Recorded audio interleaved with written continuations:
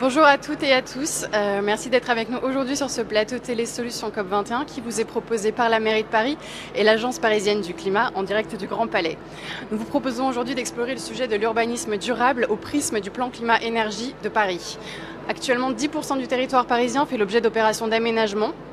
Et ces secteurs, régis par des règlements spécifiques, sont devenus les laboratoires du plan climat de Paris pour expérimenter et mettre en œuvre des solutions et des expérimentations pour concourir à l'atteinte des objectifs de réduction des émissions de gaz à effet de serre, de réduction de la consommation énergétique du territoire, mais également d'augmentation de la part des énergies renouvelables et de récupération dans cette consommation. Avant de vous présenter nos invités, Claude Praliot et Jean-François Danon, tout à l'heure, que je remercie d'ores et déjà d'être avec nous, une petite vidéo pour planter le décor. En décembre prochain, Paris accueillera la conférence internationale sur le climat, la COP21. L'enjeu, arriver à un accord pour contenir le réchauffement en dessous de 2 degrés. Avec son plan climat, Paris a déjà commencé à agir. Son objectif, réduire de 25% les émissions de gaz à effet de serre et de 25% la consommation énergétique d'ici 2020, tout en portant à 25% la part des énergies renouvelables et de récupération. Pionnière dans l'expérimentation, Paris invente aujourd'hui des solutions pour construire la ville durable.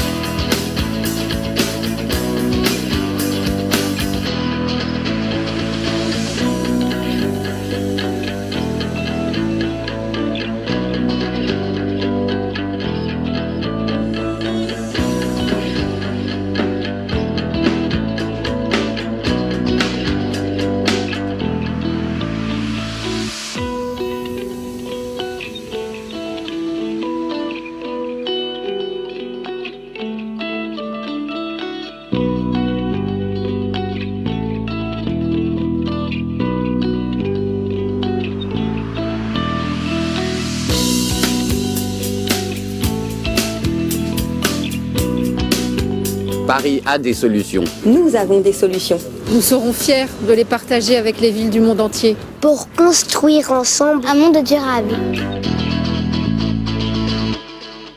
Alors on a aperçu dans cette vidéo l'écoquartier Clichy-Batignolles. Jean-François Danon, bonjour. Vous êtes directeur général de la SPLA, Société publique locale d'aménagement, Clichy-Batignolles Aménagement. Et vous allez nous en dire plus justement sur Clichy-Batignolles, cet écoquartier, vitrine d'efficacité énergétique, mais pas seulement. Claude Praliot, bonjour. Vous êtes directeur de l'urbanisme au sein de la mairie de Paris. Alors on vient de voir dans cette vidéo que Paris a déjà commencé à agir pour une ville durable avec son plan climat, adopté en 2007, actualisé en 2012 et dont on vient de voir les objectifs. Et elle a donc aujourd'hui des solutions à montrer et à partager. Et puis très récemment, puisque c'était il y a quelques jours, Madame la maire de Paris a présenté le plan stratégique pour la transition énergétique de Paris, au sein duquel l'urbanisme apparaît comme l'un des piliers. Est-ce que vous pouvez nous en dire plus sur la façon dont l'aménagement du territoire se met au service de l'efficacité énergétique? Je crois que le film l'a rapidement évoqué. On voit bien que quand on parle de ces objectifs très ambitieux de réduction de consommation des gaz à effet de serre, très vite, au-delà des déplacements, on trouve l'immobilier, on trouve l'urbanisme. Parce que l'urbanisme, c'est à la fois travailler sur l'énergie. Quelle production énergétique peut-on développer à Paris à l'occasion des nouvelles constructions, à l'occasion de nouveaux projets urbains, mais aussi dans la ville constituée. Donc on a vu des images de panneaux solaires, mais j'ajouterai la géothermie. Jean-François Danon en dira sans doute plus lorsqu'il pourra présenter toutes les expériences que nous développons sur Clichy-Batignolles. L'urbanisme, c'est aussi comment on traite aujourd'hui l'immobilier à Paris, à la fois l'immobilier neuf, et ça, là encore, par exemple à Clichy-Batignolles, mais aussi dans toutes les nouvelles opérations d'aménagement que nous développons, mais c'est aussi comment nous, la ville de Paris, accompagne l'immobilier existant dans sa mutation vers, vers moins de consommation énergétique et vers un monde plus respectueux de l'environnement. Et c'est là que les outils de l'urbanisme entrent en jeu, qu'ils soient réglementaires, qu'ils soient d'accompagnement, qu'ils soient éventuellement d'aide financière, pour justement favoriser cette mutation de l'immobilier dont on voit qu'elle est absolument nécessaire si on veut atteindre les objectifs ambitieux fixés. Tout à fait, effectivement. Si on regarde un petit peu le bilan des émissions de gaz à effet de serre de Paris, il se répartit entre une part des émissions qui proviennent du transport de marchandises, des déplacements, de la consommation et des déchets, très peu de l'industrie puisque finalement c'est pas un sujet à Paris, et puis il y a une part, un quart finalement de ce bilan qui provient des bâtiments. Donc on imagine facilement que les écoquartiers ont une part très importante dans la politique parisienne en matière de climat et d'énergie. Comment ces zones urbaines pilotes intègrent-elles les enjeux environnementaux que vous venez de mentionner? Est-ce que vous avez des exemples de projets parisiens à nous montrer? Je pense que Jean-François Danelot pourra largement développer un exemple type, mais on a un peu l'idée d'une ville de Paris qui serait une ville historique. Il ne faut pas oublier que la ville de Paris aujourd'hui, et je parle bien de Paris à l'intérieur du boulevard périphérique, connaît des mutations urbaines sur 10% de son territoire. Donc c'est loin d'être négligeable. Ça se passe souvent en périphérie de la ville de Paris, dans ces territoires à l'interface entre Paris et, on disait autrefois la banlieue, maintenant on parle plutôt des communes voisines, dans la dynamique de la métropole de Paris. Donc là, on a effectivement la possibilité de construire la ville nouvelle, et il est clair qu'on fait en sorte que ces nouveaux quartiers qui sortent soient particulièrement exemplaires. Alors l'idée n'est pas évidemment qu'on va résoudre et atteindre les objectifs globaux fixés uniquement sur ces quartiers, mais ces quartiers, que ce soit donc Clichy-Batignolles, que ce soit demain Bercy-Charenton, qui est entre la commune de Charenton et le quartier de Bercy, que ce soit sur tout le territoire qu'on appelle Paris Nord-Est, qui est en fait tous ces territoires en limite de Saint-Denis, d'Aubervilliers, de Pantin, qui accueillent encore des friches ferroviaires.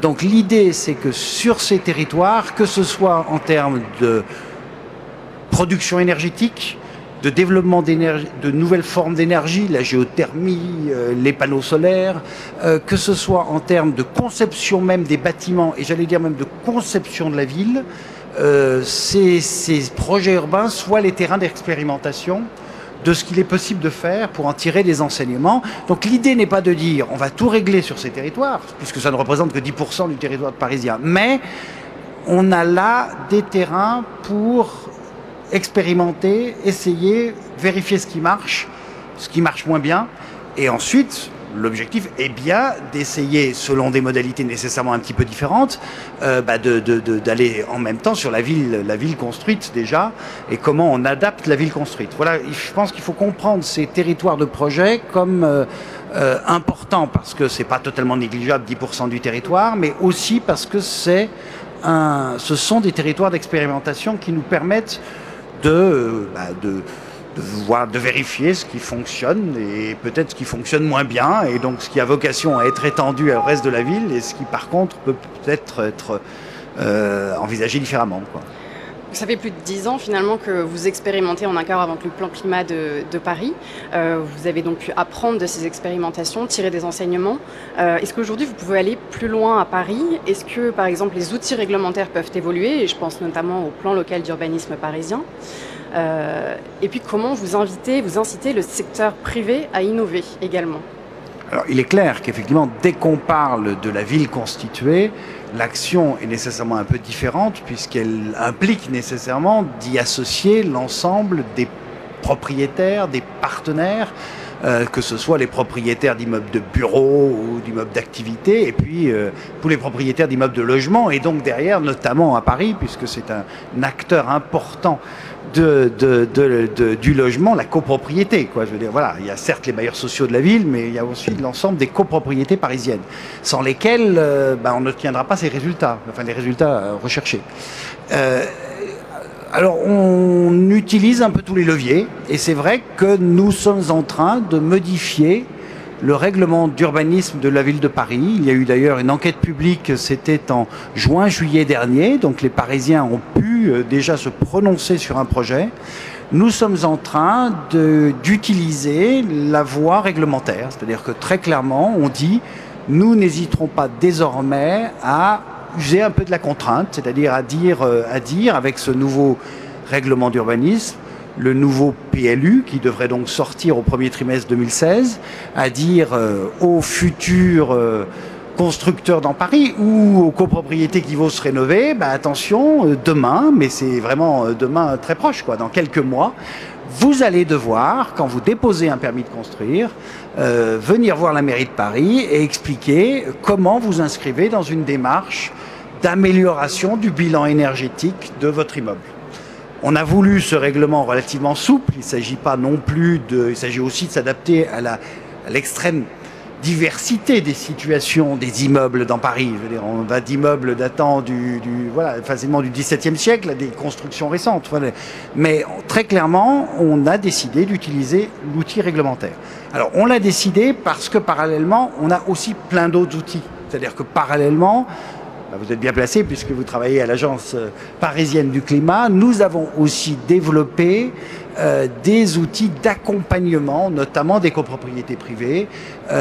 Nous avons aussi développé un plan 1000 immeubles qui a vocation à venir, y compris accompagner financièrement, en tout cas sous des conditions de ressources, ces rénovations. Voilà, donc c'est vrai qu'aujourd'hui, notre idée, c'est pour atteindre les objectifs ambitieux fixés, il faut mobiliser tous les leviers. Donc, ça veut dire les leviers d'action directe de la ville de Paris, voilà, quand on développe de nouveaux projets, le patrimoine de la ville de Paris, les leviers évidemment que portent les acteurs en lien avec les villes de Paris, c'est-à-dire notamment ceux qui développent des réseaux d'énergie, par exemple, les leviers des bailleurs sociaux de la ville de Paris, mais on veut aussi aujourd'hui, en utilisant à la fois la cadre réglementaire et des cartes d'accompagnement, voire d'aide financière, désormais faire que la mutation énergétique du territoire parisien, et plus particulièrement, puisque c'est ça l'objet de notre discussion, de l'immobilier parisien, ne laisse personne de côté. Vous avez également cette année lancé un appel à projet Réinventer Paris. Est-ce que vous pouvez nous en dire un mot ? C'est encore une fois une illustration de la diversité des actions menées par la ville de Paris. On a lancé une démarche sur un certain nombre de sites d'immeubles ou de sites appartenant à la ville de Paris dont la ville de Paris n'avait plus vraiment besoin aujourd'hui. Et on a dit, écoutez, venez nous proposer des projets. Et pour une fois, on a dit, c'est pas le critère prix qui sera le critère déterminant pour choisir tel projet plutôt qu'un autre. C'est toute une série de critères, de l'innovation, mais dont l'innovation en matière d'environnement, d'énergie, qui vont être les critères de choix des futurs projets. Et ça illustre bien désormais cette volonté d'utiliser finalement tous les leviers, donc y compris à l'occasion de vente de terrain, d'utiliser à la ville de Paris tous les leviers pour aller vers cette mutation du parc immobilier parisien vers qu'un parc moins consommateur d'énergie, plus vert, plus respectueux de l'environnement. J'ajouterai un dernier petit sujet parce qu'on a tendance à l'oublier. C'est aussi une très forte volonté d'agir sur la végétalisation à la fois de l'espace public et des bâtiments, parce qu'on oublie parfois qu'au-delà de son caractère esthétique, de son caractère en matière de gestion des eaux, la végétalisation joue aussi un rôle dans l'équilibre bioclimatique. Absolument. Claude Pralio, merci beaucoup. Vous avez évoqué l'opération Clichy-Batignolles et donc de ce que je peux en comprendre, c'est quelque part un démonstrateur grandeur nature de différentes solutions pour un aménagement durable. Alors Jean-François Danon, en quoi Clichy-Batignolles, cet écoquartier situé dans le 17e arrondissement de Paris, est-il un projet ambitieux à un modèle de développement urbain durable ? Alors je dirais, le film l'illustre. Je ne peux encourager tout le monde à venir visiter, c'est une opération qui a démarré, qui a été pensée en 2002, Et je dirais que Clichy-Batignolles, l'ADN de cette opération, donc il y a maintenant 13 ans, c'est le développement durable. Développement durable en matière énergétique, en matière biodiversité, en matière vraiment de mobilité. Et ADN également dans le développement durable, d'abord dans le vivre ensemble. Parce que vous le voyez là sur le film, c'est une grande mixité. C'est un territoire de 54 hectares qui est coincé entre un réseau ferroviaire qui est le réseau Saint-Lazare, le périphérique, et donc une friche ferroviaire. Et aujourd'hui, on y développe une mixité à la fois d'activités, même du fret et même une centrale à béton. On y développe du logement, on y développe de l'activité de bureau, on y développe du commerce. Donc il y a une mixité, je dirais, d'activités, une mixité interrégionale qui fait vraiment l'ADN de cette opération. Et puis je dirais un autre aspect du développement durable, c'est une ville dense. Là on a en réalité à la fois un grand parc, que vous voyez, 10 hectares, et en même temps toute la problématique de la hauteur, avec bien sûr, et on le voit là, Renzo Piano et son palais de justice de 160 mètres. Dans cette idée d'aller vers une ville décarbonée, et parmi les points forts de l'opération Clichy-Batignolles, il y a cette question de l'énergie. Et donc le projet met l'accent sur la performance du bâtiment et sur le développement des énergies renouvelables. Quelles sont ces énergies qui sont développées au sein de l'opération et quels sont vos objectifs et vos réalisations, puisque le projet est quand même déjà bien avancé, sur ces bâtiments? Alors, ce qui est intéressant, un tout petit peu d'histoire dans la démarche, c'est que, et bien sûr on va parler du bâti, mais c'est qu'au départ, la ville, et en particulier le côté ouest de cette opération, a été conçu, je dirais, au niveau de l'urbain sur 185 000 m². Donc la question s'est posée tout de suite, c'est comment organiser les bâtiments entre eux pour tirer profit du soleil, éviter les zones d'ombre. Dès le départ, il y a eu cette idée d'éco-quartier conçu sur une base très large. Alors ensuite, en effet, on est passé au bâti, sur chaque bâti de logement ou de bureau, avec bien sûr comme contrainte le 50 kWh mètre carré par an. Et donc là, une recherche d'innovation dans tous les bâtiments qui vont être construits. Et puis en énergie renouvelable, ça a été en effet un axe très fort. Et on va l'illustrer. L'illustrer, c'est la géothermie. La géothermie, donc, on a été chercher à 700 mètres la chaleur dans ce qu'on appelle l'albien, à 28 degrés, et ensuite elle remonte, on s'en sert pour le chauffage et pour l'eau chaude sanitaire. Donc la géothermie, c'est vraiment par rapport à un réseau qui est normalement au gaz, là on va chercher l'eau chaude. Et l'autre exemple, c'est les panneaux photovoltaïques, puisque sur Clichy, c'est 35 000 m². Et 35 000 m², pour donner une idée, ça permet de produire 40% de l'électricité de ce quartier. Or, évidemment, je dirais électricité domestique. Et dernière chose que finalement j'ai découverte assez récemment, il faut le dire, c'est que cette énergie, elle part dans des boucles locales, donc du terrain et du territoire aujourd'hui de Clichy-Batignolles. C'est une question qui est très souvent posée. Et bien là, je dirais l'exemple de la boucle locale, elle est là. Et au-delà de cette question du bâti et des énergies renouvelables, vous avez également un axe fort sur le transport, sur la mobilité, la logistique, les services urbains. Oui. Alors, Clichy-Batignolles a cette chance d'être un hub de transport, comme on le dit, très bien desservi. Aujourd'hui et demain, c'est la ligne 14 qui va arriver. On a 5 grands réseaux de transport. Donc, ce qui va être nouveau, c'est la ligne 14 qui va arriver au pied de Clichy-Batignolles, le tramway. Donc qui va renforcer déjà ce qui existe de ligne 13, de Francilien et de RER. Donc la première chose, c'est le transport. Le deuxième axe, c'est évidemment limiter le recours à la voiture, avec Claude l'a dit, c'est voilà, là l'orientation générale de la ville que vous retrouvez évidemment à Clichy-Batignolles. Donc une mobilité où il fait bon se promener, il fait bon venir travailler, quelque chose de franchissement doux. Et dernier exemple, évidemment, c'est peut-être moins connu, c'est l'action en matière de camions. Parce que c'est une zone où il y a une activité. Et donc, on va citer 2 exemples. L'exemple, c'est qu'on a fait il y a une centrale de béton. À chaque fois, ça étonne les gens. Quand je fais visiter, ils me disent, mais est-ce que c'est définitif? Oui, c'est définitif. La centrale est là, et bien là, elle produit. Et ce qu'on a fait, c'est que les granulats, au lieu d'arriver par camion, vont arriver par le fret ferroviaire. Et pour donner un chiffre, ça économise 10 000 camions par an. Et l'autre aspect intéressant, c'est que Clichy-Batignolles accueille, comme dans d'autres villes, une collecte pneumatique d'ordures ménagères. Ça veut dire plus de bennes à ordures. donc le silence et aussi bien évidemment une économie là aussi de transport puisque ça économise de 2000 km de transport qui serait normalement routier. Vous avez parlé juste avant de la présence de ce parc dans l'opération d'aménagement. Cette année, la Ville de Paris a adopté sa stratégie d'adaptation au changement climatique. Et cette question donc, de l'adaptation, elle a fait partie du projet tout au long, j'imagine. Donc. Et puis, il est notamment question donc, de lutter contre l'effet d'îlot de chaleur urbain et donc de rendre cette ville plus agréable en période de forte chaleur, auquel on s'attend plus souvent à l'avenir. Oui, alors en effet, le premier axe, évidemment, c'est la chance, mais pas la chance simplement, je pense, l'idée très forte qui est ce jardin, qui est vraiment un grand climatiseur de 10 hectares. Et je souligne que, moi, ce qui m'a toujours frappé, c'est qu'une idée très forte, ça a été de créer le jardin tout de suite. Et je pense que, voilà, dans l'acceptation d'un quartier durable et de montrer l'engagement de la ville, c'était très intéressant de créer. Donc ça, c'est le premier axe. Le deuxième, c'est l'ensemble de ce que nous pouvons faire en matière de toiture végétalisée.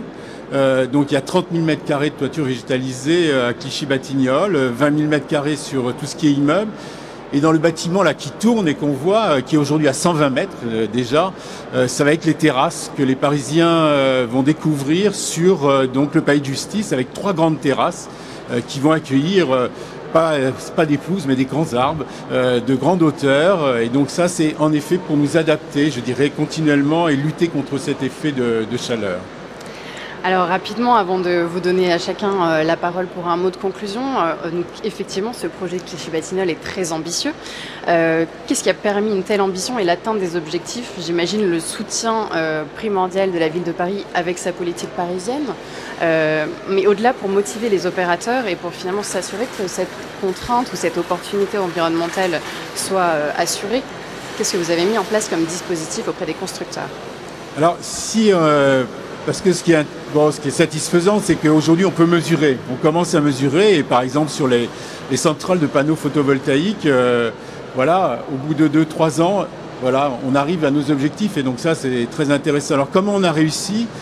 Non simplement bien sûr avec tout le soutien de la Ville de Paris, on s'est entouré de beaucoup d'experts sur chacun des domaines. On est aménageur mais on ne connaissait pas forcément ces domaines. Et quelques aspects, pour rebondir sur ce que dit Claude, quelques aspects contraignants. C'est que quand on vend des terrains, quand on vend des volumes, c'est pas simplement aujourd'hui de vendre un chiffre, mais c'est aussi tout un dialogue sur la ville durable, sur les engagements que prennent les promoteurs, et ça se traduit financièrement, puisque les promoteurs versent 4% d'une charge foncière, qui est gardée pendant 1 an et jusqu'au terme de la construction. Et donc 1 an après, on fait le bilan avec eux. Et s'ils ont respecté leurs objectifs, ils retrouvent leurs engagements financiers. Donc c'est un dialogue permanent. Merci à tous les deux pour cette illustration concrète des solutions parisiennes en matière d'urbanisme durable. Je vais vous laisser à tous les deux, chacun votre tour, la parole. Claude Pralio pour un petit mot de conclusion. Moi, je dirais que, en tout cas, la détermination de la Ville de Paris est absolue, et de la maire de Paris en particulier, que pour cela, on voit bien qu'en fait, c'est une multiplicité d'actions qu'il s'agit de conjuguer. Et je terminerai en disant qu'évidemment, nous avons aujourd'hui conscience que bien des solutions ne pourront véritablement donner des résultats que si elles sont reprises au niveau métropolitain. Alors c'est particulièrement vrai évidemment au niveau des déplacements et des transports, mais bien évidemment une action sur l'immobilier parisien seul si elle n'est pas reprise sur l'ensemble de la métropole. Et c'est pour ça d'ailleurs que nous avons noté avec intérêt que la métropole allait avoir comme objectif de créer un plan métropolitain, un plan climat métropolitain. La logique de la Ville de Paris est très clairement de dire nous sommes partants pour collaborer avec la métropole sur le sujet. Les enjeux sont trop importants pour que ne s'inscrivent pas dans une dynamique globale. Voilà, ce serait peut-être une perspective pour les années qui viennent. Nous continuons sur Paris, mais aujourd'hui l'enjeu, on sent bien, il doit dépasser le seul territoire de la Ville de Paris à l'intérieur du boulevard périphérique. Jean-François Dayan. sur ce territoire métropolitain, parce que Clichy-Batignolles, c'est métropolitain, je dirais qu'aujourd'hui, on a la conscience d'avoir un très bel outil qui est encore en train de se construire, mais on a déjà livré 1400 logements, et que l'enjeu aujourd'hui, c'est l'usage. Et qu'on voit que notre métier d'aménageur change. Il y a eu 3000 personnes qui ont participé à la construction de ce territoire, et que ce qu'on fait maintenant avec eux, on est sollicité, on tâtonne un peu, c'est d'améliorer, de sensibiliser et de porter avec tous l'usage, c'est-à-dire la collecte pneumatique, la mobilité, donc d'ancrer ça. On le fait avec des associations. Et donc notre défi aujourd'hui, c'est celui-là, c'est de passer à l'usage avec tous.